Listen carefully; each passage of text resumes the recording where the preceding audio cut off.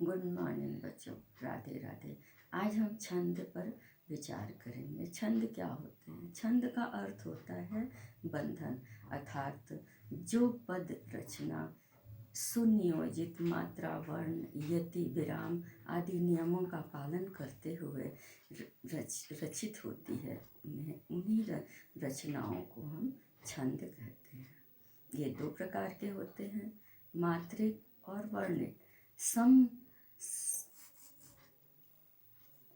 मात्रिक में जिन पंक्तियों में मात्राओं की गणना निश्चित होती है उन्हें मात्रिक छंद कहते हैं, और वर्णिक छंद में जिनमें वर्णों की संख्या निश्चित की जाती है उन्हें वर्णिक छंद कहते हैं।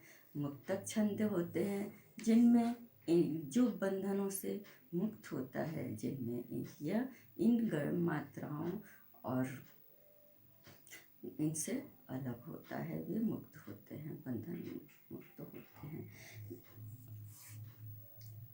इनमें हम अपने पाठ्यक्रम के अनुसार सोरठा और रोला का अध्ययन करेंगे।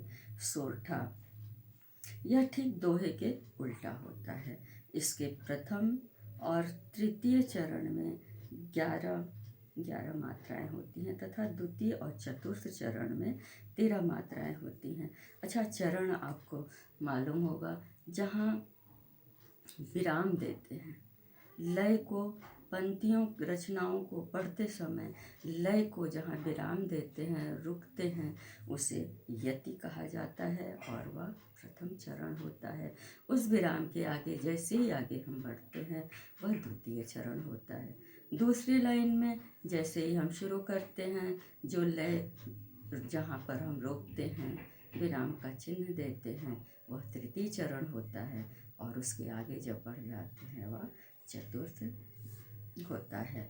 इसके उदाहरण इस प्रकार से हम बोल सकते हैं। जही सुमिरत सिद्धि होई, गणनायक करिवर बदन, करऊं अनुग्रह सोई, बुद्धिराज गुरु सदन। अमीय पियावत मान बिनु, जो विश्व देव पियाई, मानो सहित मरि गो भलो, जो विश्व देव पियाई।